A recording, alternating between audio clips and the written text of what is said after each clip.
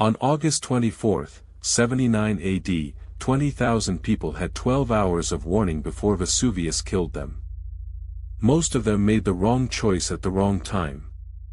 As the Roman administrator and philosopher Pliny the Elder, who was stationed in Misenum, 18 miles from Vesuvius, noted in his letters, a massive earthquake had struck the region on February 5, 62 AD, causing widespread destruction and altering the coastline. Can you imagine the fear that lingered among the residents of Pompeii for nearly 2 decades after such a disaster? The Roman Empire, under the rule of Emperor Titus, was at the height of its power in 79 AD, with a population of over 50 million people, and Pompeii, a thriving port city, was a key commercial center, with over 20,000 inhabitants, including merchants, sailors, and artisans.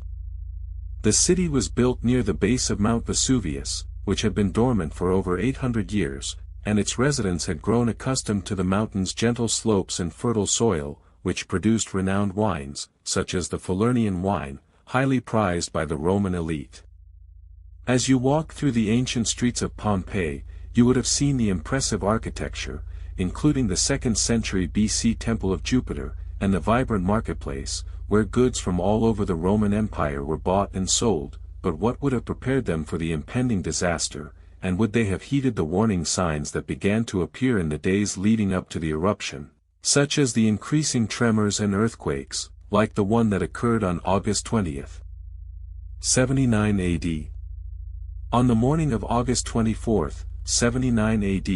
a massive earthquake struck Pompeii, causing widespread panic, and Pliny the Younger, who was just 17 years old at the time, and witnessed the eruption from a distance of 18 miles, later wrote that the earthquake was so powerful that it caused the sea to recede, exposing large areas of shoreline, and that the once dormant Mount Vesuvius began to erupt, spewing massive amounts of ash, pumice, and rocks into the air, with the first phase of the eruption, known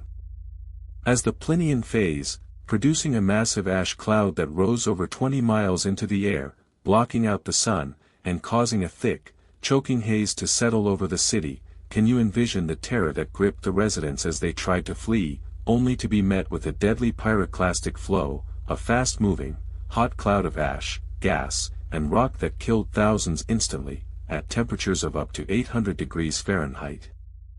The second phase of the eruption, known as the Plinian phase, produced massive amounts of ash and pumice, which buried the city under a thick layer of debris, up to 20 feet deep in some areas, and as the residents tried to escape, they were met with a series of deadly pyroclastic flows, which are now known to have killed over 2,000 people, with the majority of the victims found in the streets, rather than in their homes, suggesting that many people died while trying to flee, and that the streets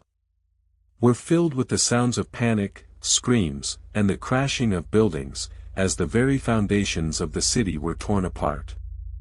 The forensic evidence, including the casts of the victims, which were made by filling the voids left by their bodies with plaster, reveals that many people died from asphyxiation, caused by the inhalation of hot ash and pumice, while others were killed by the intense heat, which caused their bodies to be frozen in place, like the famous Garden of the Fugitives, where 13 people were found, including a young girl, who was just 5 years old, and a man, who was over 60 years old. And what do you